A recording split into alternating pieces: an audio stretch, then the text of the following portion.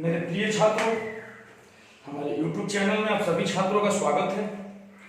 आज के इस वीडियो में, आज के इस क्लास में हम भौतिकी यानी फिजिक्स का पहला चैप्टर मात्रक और बीमा यूनिट एंड डायमेंशन प्रारंभ करने जा रहे हैं।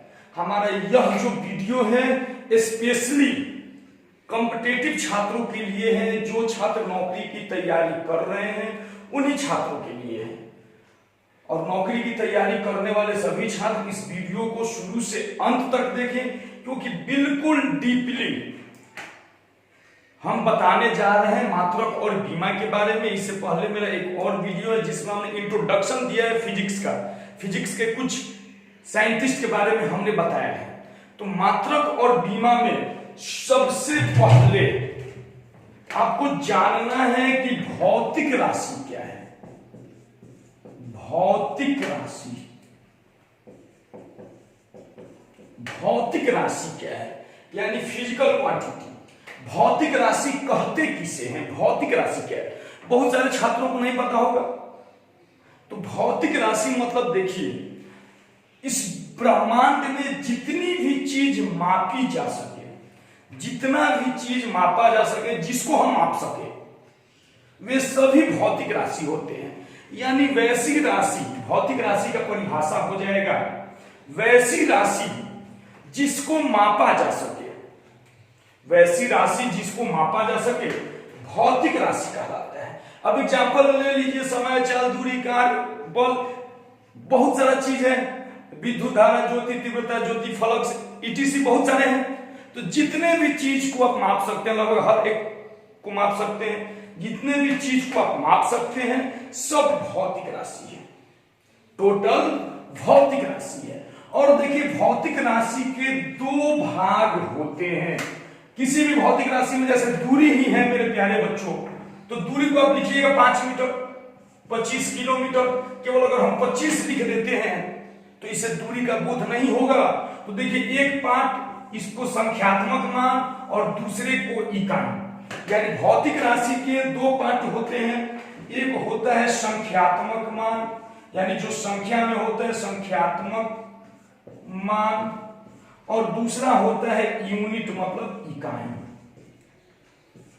किसी भी भौतिक राशि, कोई भी भौतिक राशि ले लीजिए, जैसे हम बोले कितना दूरी तय करना है तो बोलिएगा 25 किलोमीटर, 5 किलोमीटर, 10 किलोमीटर। तो देखिए संख्या 10 हो गया, किलोमीटर इकाई हो गया।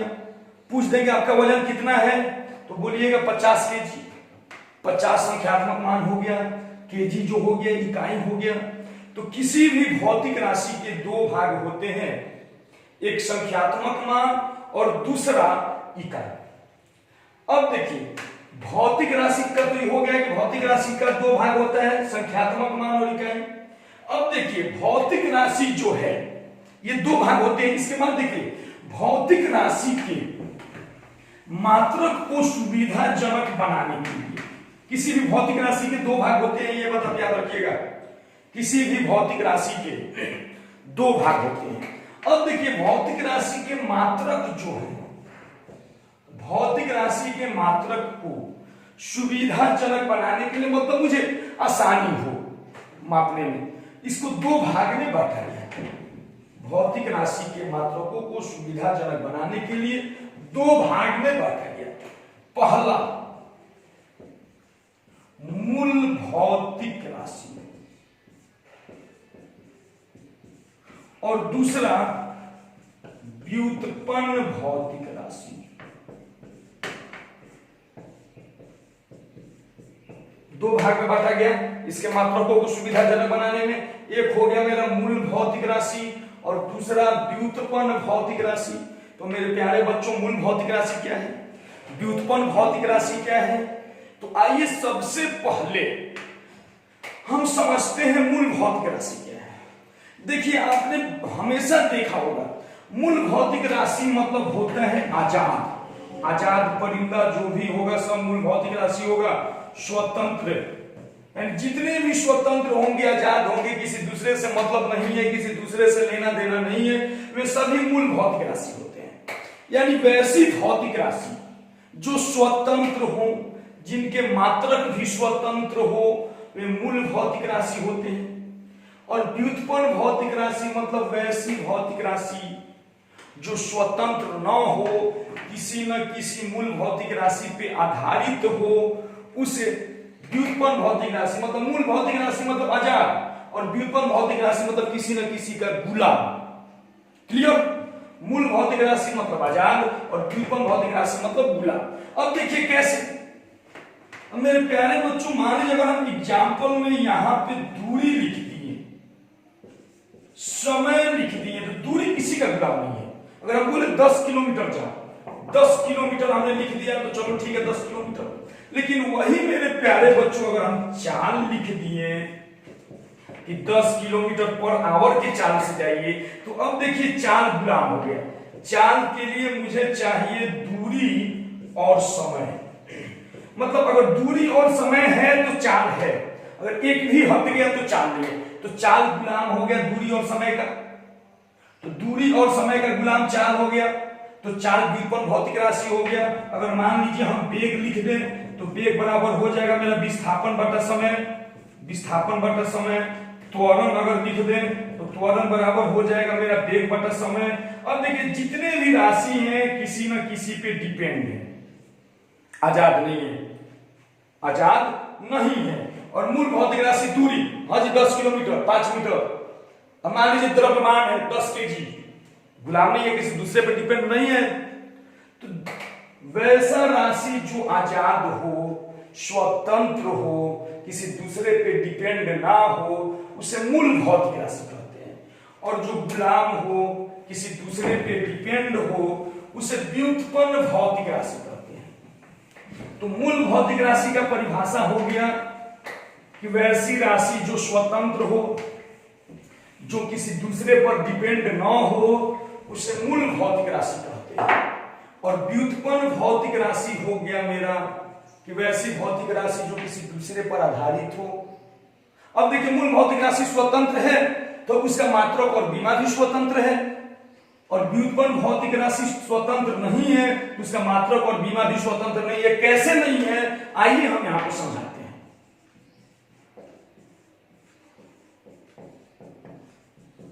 अब देखिए मूल भौतिक राशि का परिभाषा तो आप समझ गए। वैसे कोई भी पूछे मूल भौतिक राशि क्या है तो बोलिएगा वैसे भौतिक राशि जो स्वतंत्र हो तथा इसके मात्रक और विमा भी स्वतंत्र होते हैं। क्लियर? अब देखिए मूल भौतिक राशि की संख्या 7 होती है, 7 होती है। मूल भौतिक राशि 7 होते हैं। अब देखिए हम लिख दे रहे हैं एक साइड मूल भौतिक राशि,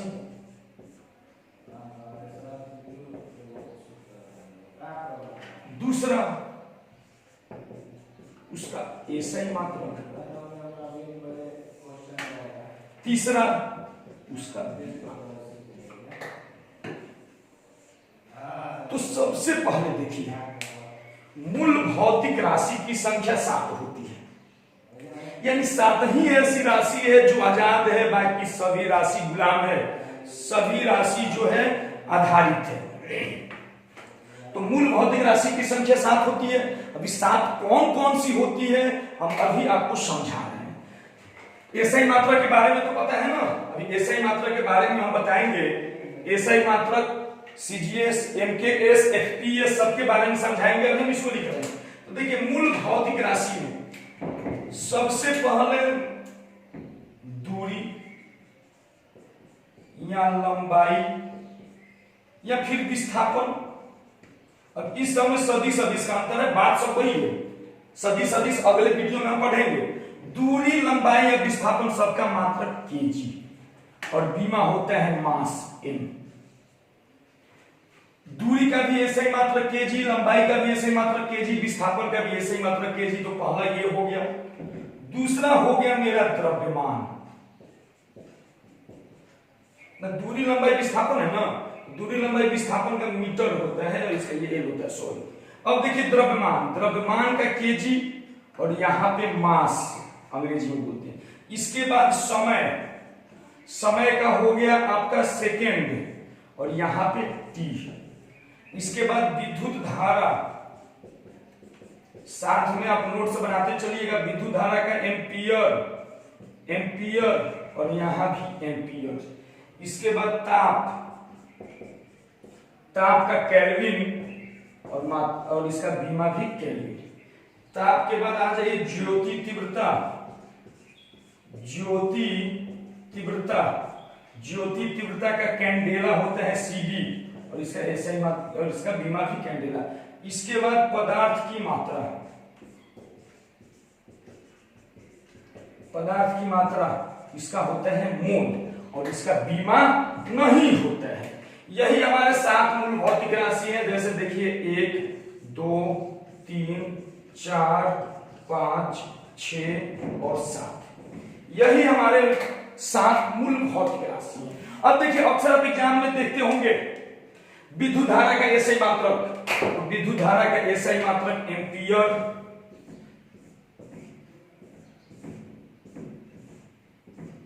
विद्युत धारा का एसआई मात्रक अक्सर मिलता है, ज्योति तीव्रता का एसआई मात्रक मिलता है। यानी ये आप याद रखिएगा कि यही 7 ऐसे मूल भौतिक राशि हैं जो आजाद होते हैं, जो स्वतंत्र होते हैं। इसके मात्रक भी स्वतंत्र है। किसी का मात्रक आपने देख रहे हैं, अगर 4 का मात्रक लिखना होता तो किलोमीटर बाई सेकेंड लिखते। देखिए किलोमीटर और सेकेंड, अगर एक भी हटेगा तो मात्रक खत्म। इसलिए सबका मात्रक भी जुड़ा होता है। अब देखिए इसमें आपको याद रखना होगा पदार्थ की मात्रा का एसआई मात्रक हमने लिखा मोल, मोल, और इसका मात्रक नहीं होता है। हमारे कॉम्पिटिटिव एग्जाम में कितनी बार पूछा जा चुका है कि मोल बराबर क्या होता है, 1 मोल बराबर क्या होता है। तो 1 मोल बराबर मेरे प्यारे बच्चों 6.022 गुने 10 के पावर 23 अणु, परमाणु या आयन, यही होता है 1 मोल बराबर। कभी कभी आपको 6.023 मिलेगा, 6.024 मिलेगा, इससे कोई बात नहीं, डिसिमल के बाद वो अंक मैटर नहीं रखता है। तो 1 मोल बराबर, और इसी संख्या को आपको पता है कि हम एवोगाड्रो संख्या भी बोलते हैं, एवोगाड्रो संख्या भी बोलते हैं। और अक्सर ये VVI है हमारे एग्जाम में बार बार पूछा जाता है। आपसे पूछ देगा 1 मोल बराबर तो 6.022 गुने 10 के पावर 23। आपसे पूछ देगा एवोगाड्रो संख्या बराबर तो यही मान होगा। क्लियर है ना? आगे हम लोग केमिस्ट्री में जब मोल कंसेप्ट पढ़ेंगे तो इसके बारे में हम आपको बताएंगे। तो एवोगाड्रो संख्या बराबर भी यही मान होता है, 1 मोल बराबर भी यही होता है। और हमारे एग्जाम में पूछता है कि मूल भौतिक राशि जो होता है उसका 7वां मात्रक क्या होता है। तो 7वां मात्रक पदार्थ की मात्रा होता है और उसका एसआई मात्रक मोल होता है। क्लियर है? तो 7 मूल भौतिक राशि होते हैं। अब देखिए 7 मूल भौतिक राशि के अतिरिक्त इसी का और पार्ट है, मूल भौतिक राशि के बाद पूरक भौतिक राशि इसी का पार्ट है, यानी इसी पर आधारित होते हैं। तो 7 मूल भौतिक राशि के अतिरिक्त 2 पूरक भौतिक राशि होते हैं। पूरक भौतिक राशि कौन होते हैं हम आपको अभी बता रहे हैं बेटा इसको। तो पूरक भौतिक राशि हमारे 2 होते हैं। आपने सुना होगा ठोस कोण और समतल कोण।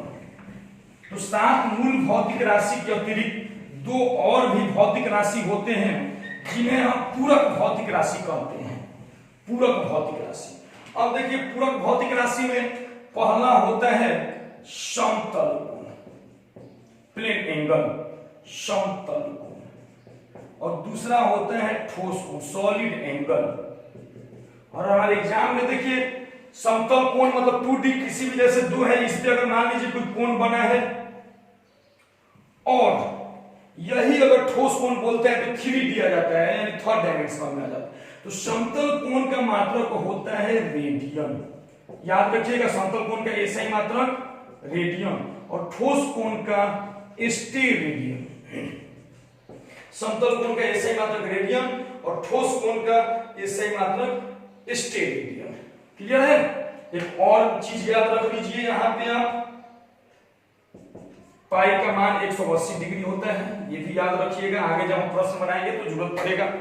तो यही होता है मूल भौतिक राशि के अतिरिक्त 2 पूरक भौतिक राशि भी होते हैं, समतल कोण और ठोस कोण। समतल कोण का एसआई मात्रक रेडियन और ठोस कोण का एसआई मात्रक स्टेरेडियन। चलिए इसके बाद हम आपको अब व्युत्पन्न भौतिक राशि के बारे में तो बता दिए, जो गुलाम हो, किसी दूसरे पे डिपेंड हो। एक बार और बता देते हैं। तो देखिए मूल भौतिक राशि जो हमारा होता है, मूल भौतिक राशि 7, और उसी का आधारी जो होता है पूरक भौतिक राशि जो होता है 2, और बाकी जितने भी राशि हैं सब हमारे व्युत्पन्न भौतिक राशि। तो अब आइए यहाँ पे हम व्युत्पन्न भौतिक राशि के बारे में थोड़ा सा चर्चा करेंगे, व्युत्पन्न भौतिक राशि के बारे में। तो देखिए व्युत्पन्न भौतिक राशि का परिभाषा क्या है? वैसी राशि, वैसी भौतिक राशि जो किसी दूसरे पर डिपेंड हो, जो स्वतंत्र ना हो, किसी दूसरे पे आधारित हो, किसी दूसरे पे आधारी हो, उस सारे भौतिक राशि को हम व्युत्पन्न भौतिक राशि कहते हैं। जैसे मेरे प्यारे बच्चों हमने लिखा था चाल, तो चाल तभी संभव है जब दूरी और समय, चाल का फॉर्मूला दूरी बटा समय, और इसका मात्रक दूरी का ऐसा ही मात्रक मीटर और समय का सेकंड। अगर हम वेग लिख दें तो वेग का भी हमने लिखा था विस्थापन बटा समय, इसका भी मीटर बाई सेकंड ही होता है। कुछ भी जो भी अगर किसी दूसरे पे डिपेंड हो गए वे व्युत्पन्न भौतिक राशि होते हैं, और इस सारा का एसआई मात्रक और बीमा हमारे कॉम्पिटिटिव एग्जाम में पूछे जाते हैं। आगे एक एक करके सभी टॉपिक को हम पढ़ते चलेंगे। अब आइए यहाँ पे हम चर्चा कर रहे हैं व्युत्पन्न भौतिक राशि, पूरे फिजिक्स में इसको पढ़ना है। हर चीज जो भी टॉपिक पढ़िए वे सारे व्युत्पन्न भौतिक राशि इसके बाद मिलेंगे। अब देखिए एसआई मात्रक, बार बार आप सुन रहे होंगे एसआई मात्रक। तो सबसे पहले एसआई मात्रक है क्या? अब मात्रक में एसआई मात्रक, एफपीएस मात्रक, एमकेएस मात्रक और सीजीएस, इतने मात्रक का नाम आप सुनते होंगे, और सबसे ज्यादा एसआई मात्रक। तो मेरे प्यारे बच्चों एसआई मात्रक सबसे पहले हमारे एग्जाम इसका फुल फॉर्म पूछ लेता है। एसआई का फुल फॉर्म क्या होता है? तो देखिए एसआई का फुल फॉर्म होता है सिस्टम, एसआई मात्रक एंड एसआई यूनिट। यहां पे हम यूनिट लिख देते हैं इंग्लिश में ताकि आपको समझ में आएगा। इसका मतलब होता है सिस्टम ऑफ इंटरनेशनल, यानी हम इसको लिख सकते हैं सिस्टम ऑफ इंटरनेशनल यूनिट। यही एसआई का फुल फॉर्म होता है, सिस्टम ऑफ इंटरनेशनल यूनिट, यानी इसको हम अंतरराष्ट्रीय पद्धति भी बोल सकते हैं। बहुत जगह आप देखिएगा तो इंटरनेशनल यूनिट भी बोलते हैं, इंटरनेशनल यूनिट भी बोल सकते हैं, लेकिन पहले एस है तो पहले सिस्टम होता है, यानी system of international unit, SI unit को बोला जाता है। तो देखिए एसआई यूनिट हुआ क्या?